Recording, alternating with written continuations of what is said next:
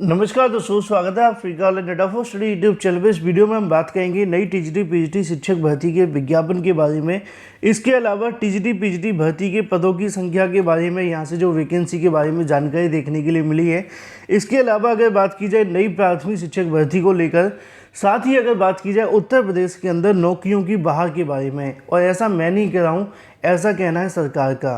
तो चलिए दोस्तों, वीडियो शुरू करते हैं। वीडियो को लाइक कर दें, साथ ही शेयर कर दें और चैनल को सब्सक्राइब कर लें, जैसे कि आप सभी को online data for study channel के माध्यम से तमाम उन सटीक जानकारियों के नोटिफिकेशन सबसे पहले मिलते रहें। पिछले 10 दिनों से इस जानकारी को समाचार पत्रों में 3 से 4 बार प्रसारित किया गया है। हेडिंगों के अंदर बदलाव करके इस प्रकार की जानकारी बार बार देखने के लिए मिली है। तो फिर से मैं आप सभी को यहाँ से बता दूं, हालांकि मैंने इसको पहले नहीं बताया था, लेकिन आज कहीं ना कहीं मैं आप सभी को अवश्य बताना चाहूँगा, क्योंकि समाचार पत्रों के माध्यम से युवाओं के लिए जानकारियाँ तो दी जाती, लेकिन क्या वो भर्ती इतनी निकली हैं और कौन कौन सी भर्तियों की बात की जा रही है, ये भी काफ़ी ज़्यादा महत्वपूर्ण है। क्योंकि यहाँ पर लिखा हुआ है कि यूपी और बिहार में कोरोना के बाद से नौकरियों की बहार है।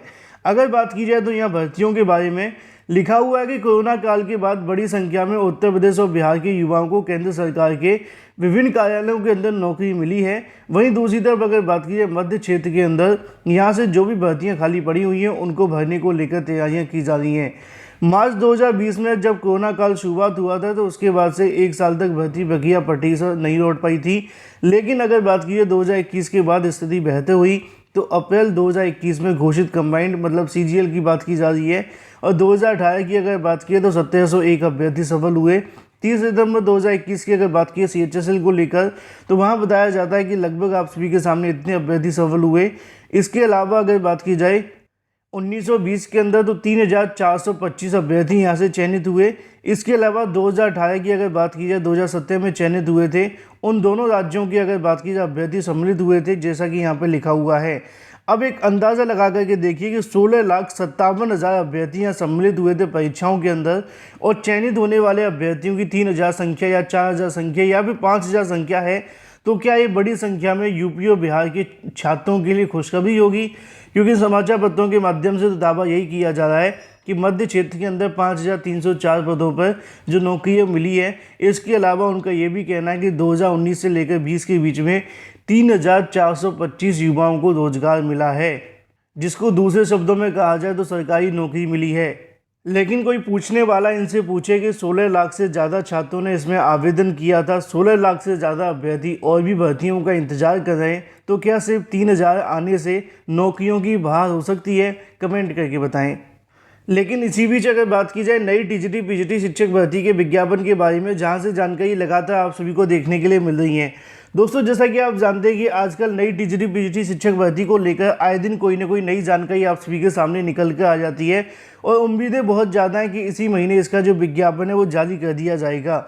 लेकिन पदों की संख्या को लेकर कहीं ना कहीं जो स्थिति है वो साफ नहीं हो पा रही है। वजह आप सभी जानते हैं। यहाँ पर जानकारी देखने के लिए मिल रही है कि 4,700 पदों पर टीजीटी पीजीटी भर्ती का विज्ञापन जारी होगा। जैसा कि दोस्तों आप सभी को यहाँ से देखने के लिए मिलेगा कि उत्तर प्रदेश माध्यमिक शिक्षा सेवा चयन बोर्ड के अंदर इसी महीने मिल जाएंगे सदस्य, और जैसे ही सदस्य मिलेंगे उसके बाद में नई भर्ती का विज्ञापन जारी होगा। वीडियो को लाइक कर दिया करें, आप लोग वीडियो को देखते हैं, लाइक और शेयर कर दिया करें।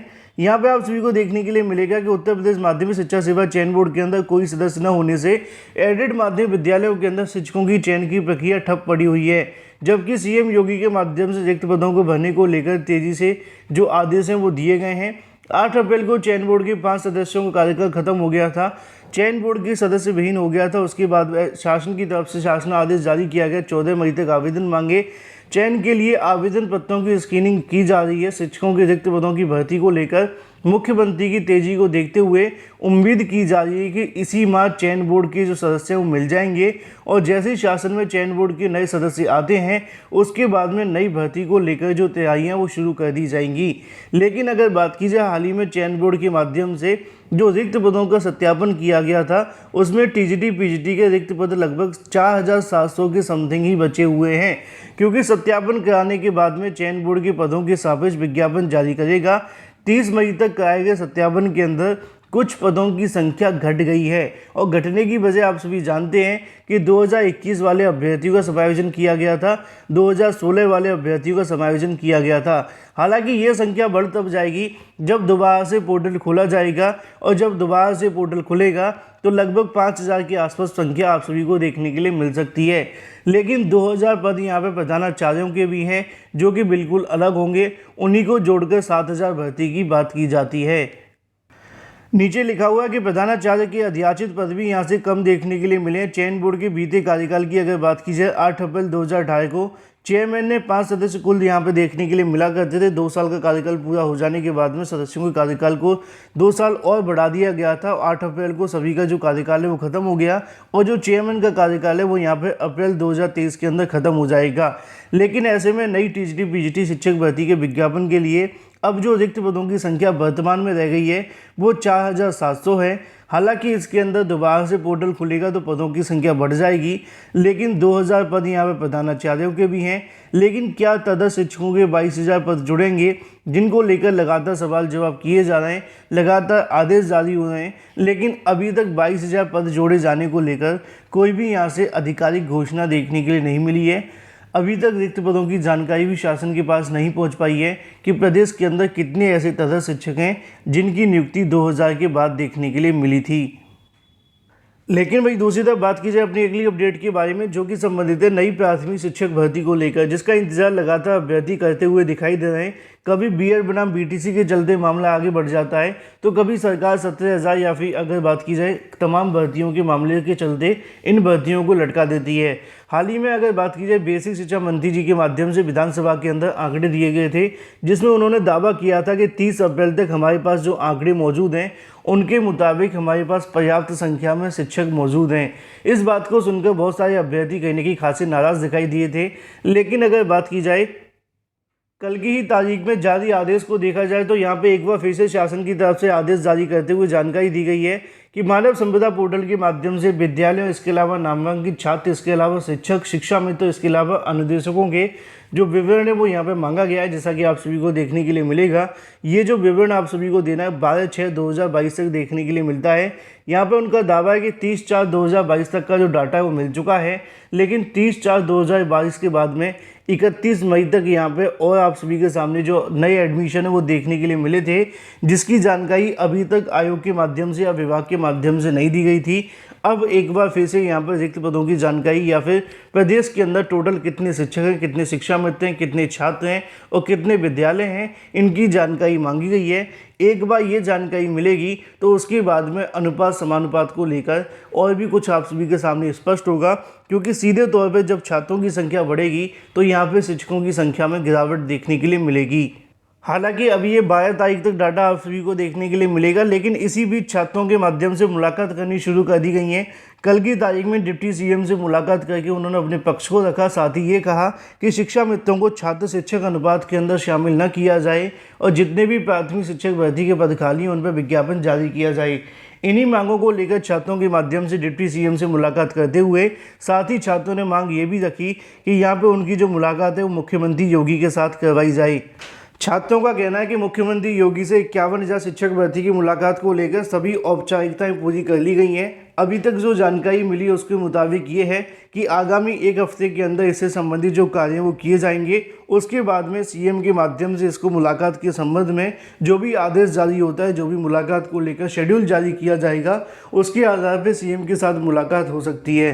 संभावना जताई जा रही है कि 15 दिनों के अंदर छात्रों की मुलाकात देखने के लिए मिले, लेकिन ये होगा तभी जब सीएम के माध्यम से इस संबंध में मुलाकात करने को लेकर अनुमति दी जाती है। फिलहाल मुख्यमंत्री से मुलाकात करने को लेकर 51,000 शिक्षक भर्ती के मुद्दे के संबंध में छात्रों की ओर से पुरजोर तैयारियां की जा रही हैं। अगर समय मिला तो काफ़ी कुछ बेनिफिशियल देखने के लिए मिल सकता है, क्योंकि अभी तक नई प्राथमिक शिक्षक भर्ती के लिए सीएम से कोई मुलाकात नहीं हुई थी। अभी तक जो भी मीटिंग देखने के लिए मिली वो पुराने शिक्षा मंत्री, नए शिक्षा मंत्री या फिर डिप्टी सीएम या फिर अन्य से, लेकिन अगर भर्ती आनी है तो मुख्यमंत्री के माध्यम से ही देखने के लिए मिलेगी, जिसमें छात्रों की तरफ से प्रयास करने शुरू कर दिए गए हैं और जो भी अपडेट होगी इस चैनल के माध्यम से आपको दे दी जाएगी।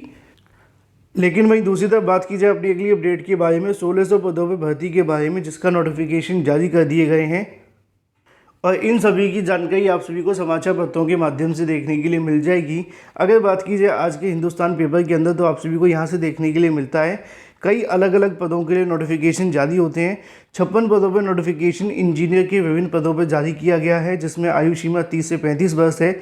इसकी जो आवेदन की जानकारी वो आप सभी के सामने लिखी हुई है। वेतनमान 22,000, 28,000, 63,000, 80,000 देखने के लिए मिलता है। आवेदन करने की जो तारीख है 28, 29, 3 और इसके अलावा 1 जुलाई देखने के लिए मिलती है।